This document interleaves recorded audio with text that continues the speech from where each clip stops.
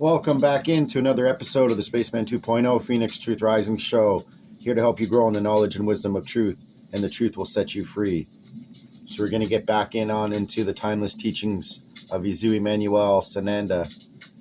Now, these might go against some of the normal society way of thinking of the teachings today of how the Bible went, but we all know in the Council of Nicene, man put these Gospels together and chose the ones that would maybe allude to their own falsified, skewed understanding of these teachings, and not allow the people to be truly free by the wonderful understanding that Christ came to give to the people. So that being said, let's get back on into, and they called his name Emmanuel. So before we continue on, I just want to say thank you to all my subscribers and all my new subscribers. I really appreciate every single one of you watching and liking or sharing or leaving a comment. I really appreciate every single one of you.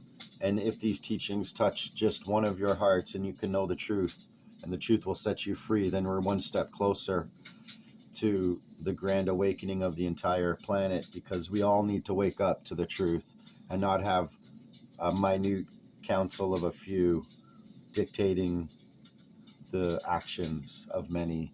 So with that being said, may blockchain and decentralized understanding and transparency rule the day with the new type of computerized transparency for voting and everything. So I'm not going to get into that in this episode. So let's get back on into Sananda's teachings. Counsel in privacy. Counsel in privacy. If your fellow man makes errors and embraces teaching and falseness, go to him and confront him in privacy. If he listens to you, you have won your fellow man and done a great service. If he does not hear you and keeps on embracing his senselessness, let him go, for he is not worthy of your teaching once you have done all that you can do. However, come to your own knowledge, that which you proclaim is an actual fact, truth, and not of thy own perception of personal opinion. It is better to allow an unreasonable person to walk on the path of misery than to bring confusion to one's own spirit. Therefore, take great caution that you be absolute in your truth, and not tainted by falseness to any manner or degree. Verily I say to you, the heavens would fall down before an unreasonable person would be taught reason. Therefore, beware of same, for acceptance of truth comes from just logic and clarity of reason. Sow the seeds of truth and wisdom on fertile soil where they can be germinated and grow. For only germinated seed and sturdy plants will bring forth great fruit. About this time Emmanuel departed from Galilee and went into the Jewish land beyond the Jordan River. Many people followed him there also, and he healed those who came to him in request of help. Pharisees and divorce. The Pharisees also came to him, taunted him, and said, "Is it right for a man to divorce his wife for any cause?"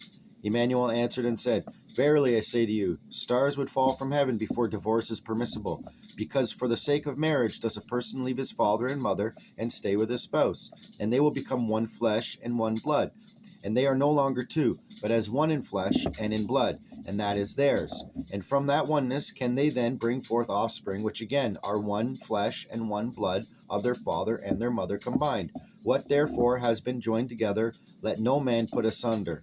For it is against the laws of nature that the child can be properly nurtured and grow in truth and strength as one within the unit of one."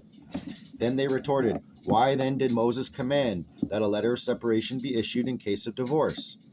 He spoke to them, "Moses gave you permission to divorce because of the hardness of your own hearts and the dominion over you, but it has not been so since the beginning of the human race. For in this instance Moses did break the law. But I say to you that whoever divorces, except it if it be for adultery in fornication or for other errors made by the other, is breaking a marriage." Then the disciples inquired of him, If that is the way it is between a person and his spouse, it is not good to marry." But he responded warily to them, "Not everyone understands this word, save those to whom it is given.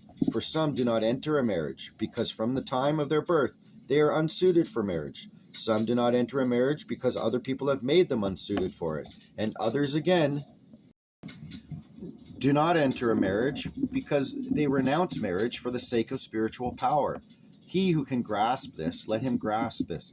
It is not the divorcing that should be given the careful consideration, but rather the marriage. children in wisdom. Then it was that the children were brought to him, so that he would lay his hands on them to bless them. But the disciples rebuked them as being an annoyance. But Emmanuel spoke, "Leave the children alone, and do not stop them from coming to me, for they are my most attentive listeners, and of such is the kingdom of wisdom." He put his hands on them and said, "Teach knowledge and wisdom, and you shall be spiritually complete and true followers of the law. Verily I say to you, inasmuch as I am called Emmanuel, which means God with us, you too shall bear this name if you perceive the wisdom of knowledge." He then said to his disciples, "Verily, verily, I say to you, seek knowledge and perceive the truth if you are to be wise. Since I am named God with us, this means that I stand spiritually above kings and emperors, which means truth is among us. Thus, I am the king of wisdom among the human races, as God is the king of wisdom among the sons of heaven, which are the creators of the three human races. But as I was born of earth, woman, and speak her language, I am called Emmanuel, as God is called God in his language, which means king of wisdom and ruler over this human race and ruler over the people. Seek and understand my speech and its meaning, lest you may be so bold to call me the Son of God, or to attribute to me the power of the creation, or to insult me by calling me the ruler over good and evil. Behold, the little children. They are not like you. They believe in the truth and the wisdom of my speech, and therefore wisdom shall be theirs. So why do you push them away?" Then he gently placed his hands upon them, and then departed the place. "What's in it for us?" As they were walking, Peter said to him, "Behold, we have forsaken all to follow you. And what shall we get for that?" Emmanuel spoke to them, "Verily I say to you, you who follow me, some of you will embrace the wisdom of my teaching, so you will be spiritually great in the incarnations to come. But some of you will not perceive the wisdom of my teaching, and will spread false teachings about me in the times to come. But those shall have a difficult time finding the truth in their coming incarnation. But you must come into thy truth and wisdom in the conclusion, if you are to gain thy spiritual perfection. And thus it will be among the human races from east to west, and from north to south. My teaching will be brought to many, but they will not perceive it. Many will follow false teachings about me, and therefore not find the truth, because they consider me God, or his son, or perhaps even the son of the creation. Great words will be spoken, and some will proclaim that they alone know the truth, because they have become victims of a terrible mistake, and thus follow evil and falsified teachings. Many will be the first among human races, because they will think humanly in their false teachings, but they will be the last in spiritual knowledge, and very small indeed in wisdom. Wisdom will only be where the knowledge about wisdom bears fruit, and follows and respects the laws of the creation and truth.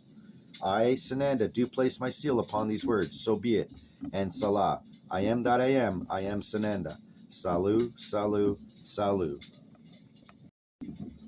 So we just heard Emmanuel allude more to incarnations to come, meaning reincarnation.